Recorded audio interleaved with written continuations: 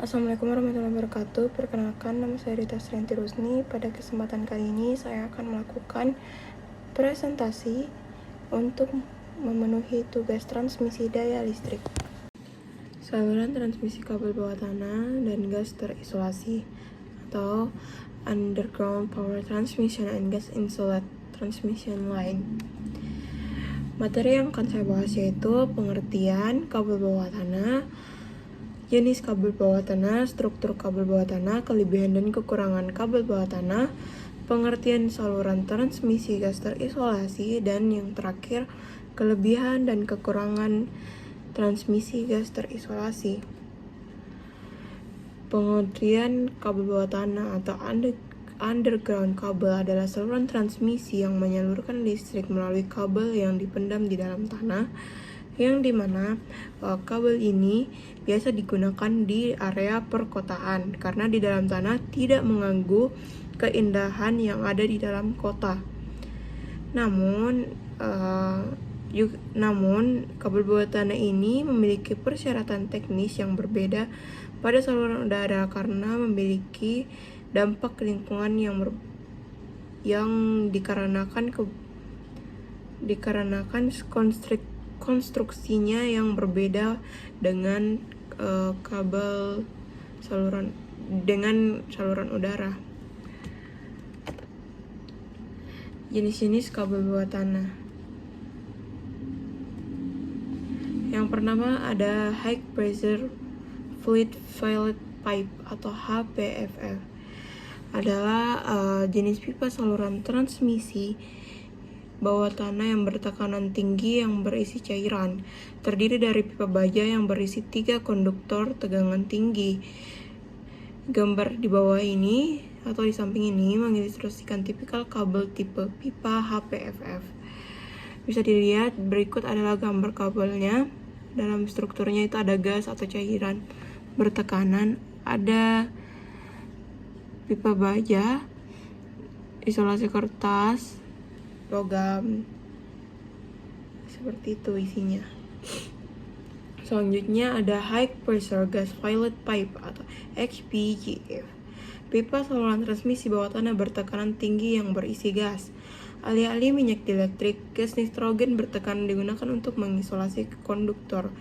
Jika terjadi kebocoran atau kerusakan pada sistem kabel, gas nitrogen lebih mudah ditangani daripada minyak dielektrik di lingkungan sekitar. Yang ketiga ada Self-Contained Fluid Fillet SCFF.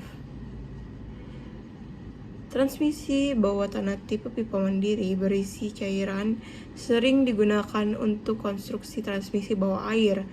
Setiap kabel terdiri dari konduktor berisi cairan yang diisolasi dengan kertas kraft berkualitas tinggi dan dilindungi oleh selubung timah, perunggu atau aluminium, dan jaket plastik. Cairan mengurangi kemungkinan pelepasan listrik dan kegagalan saluran.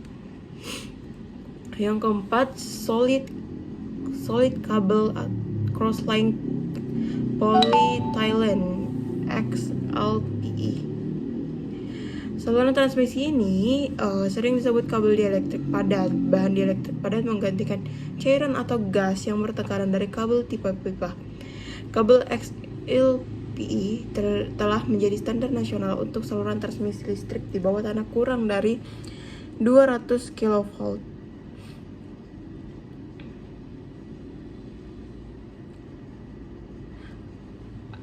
Untuk kabel ini memiliki perawatan yang sedikit, tetapi untuk kegagalan isolasinya lumayan tinggi. Setiap saluran transmisi memerlukan 3 kabel terpisah serupa dengan 3 konduktor yang diperlukan untuk transmisi di atas konduktor itu. Seperti gambarnya seperti ini. Kemudian ada struktur kabel bawah tanah. Untuk kabel bawah tanah kurang dari 345 kV, sambungan dari saluran ini memerlukan konstruksi struktur transisi yang juga dikenal sebagai riser. Struktur ini tingginya antara 60 dan 100 kaki. Mereka dirancang sedemikian rupa sehingga 3 konduktor dipisahkan secara efektif dan memenuhi persyaratan kode listrik. Konduktor terisolasi dari saluran udara dihubungkan melalui perangkat isolator padat ke kabel bawah tanah. Ini menjaga kelembaban dari kabel dan saluran udara menjauh dari struktur pendukung. Penangkal petir. Penangkal petir pada struktur kabel bawah tanah ini ditempatkan dekat dengan tempat kabel bawah tanah terhubung ke saluran udara untuk melindungi kabel bawah tanah dari sambaran petir di dekatnya. Bahan isolasinya sangat sensitif terhadap perubahan tegangan yang besar dan tidak dapat diperbaiki. Jika rusak, kabel yang sama sekali harus dipasang baru.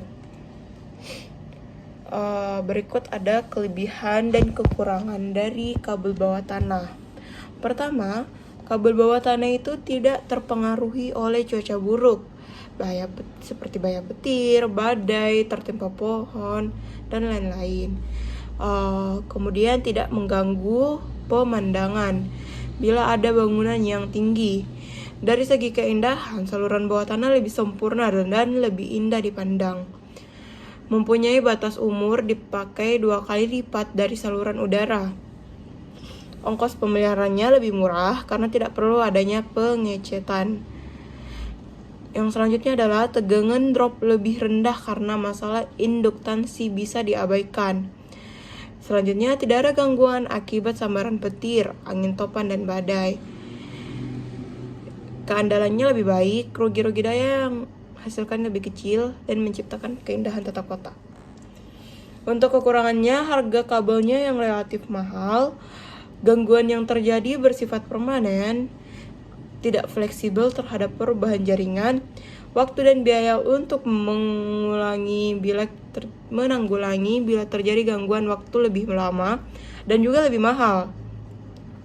Biaya investasi pembangunannya lebih mahal dibandingkan dengan saluran udara. Saat terjadi gangguan hubung singkat, usaha pencarian titik gangguan tidak mudah atau susah. Perlu pertimbangan teknis yang lebih mendalam di dalam perencanaan, khususnya untuk kondisi tanah yang dilalui. Selanjutnya, hanya tidak dapat menghindari bila terjadi bencana banjir, desakan akar pohon, dan ketidakstabilan tanah. Biaya pemakaian lebih besar atau lebih mahal. Sulit mencari titik kerusakan bila ada gangguan.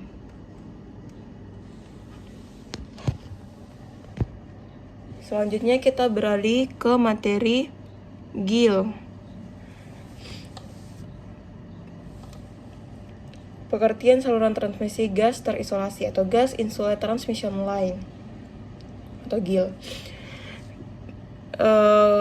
GIL adalah konduktor bagian dalam yang terletak di dalam pipa dengan diameter kira-kira 50 cm. Itu disimpan di tengah menggunakan disk atau mendukung isolator resin epoksi.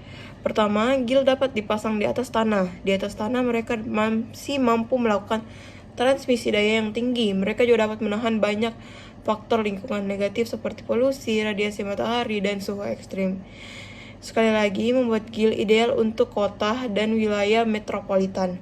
Tentunya GIL juga dapat dipasang di terowongan bawah tanah. Metode ini populer di pertanian besar dan area pertanian. Setelah GIL dipasang di bawah tanah, tanah di atasnya masih layak untuk ditanami tanaman. Pada pembangkit listrik tenaga air, pemasangan vertikal GIL sangat populer. Tidak ada bahaya kebakaran yang terkait dengan sistem GIL. Dimungkinkan juga untuk memasang saluran berinsulasi gas langsung di bawah tanah tanpa terowongan.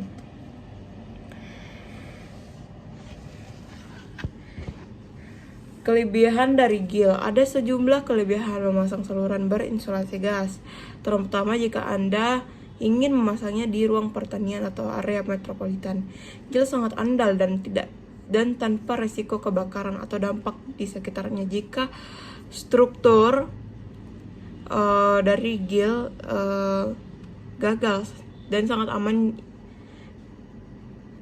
Ia memiliki medan magnet luar yang rendah, rugi-rugi transmisi yang rendah, dan kapasitas transmisi yang sangat tinggi.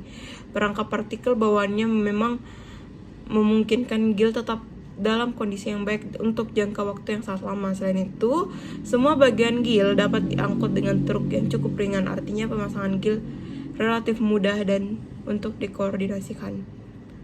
Kekurangannya, gil jika terjadi kontaminasi partikel, hal itu dapat berdampak pada kualitas isolasi gil. Selain itu, setiap bagian gil harus dijaga di bawah persyaratan panjang tertentu. Gas SF6 yang digunakan di gil mungkin berbahaya bagi lingkungan karena mempengaruhi lapisan ozon. Terakhir, gil mungkin tidak terlindungi jika terjadi gempa bumi. Sekian presentasi saya kali ini, kurang dan lebihnya mohon dimaafkan. Wabillahi taufiq walhidayah. Wassalamualaikum warahmatullahi wabarakatuh.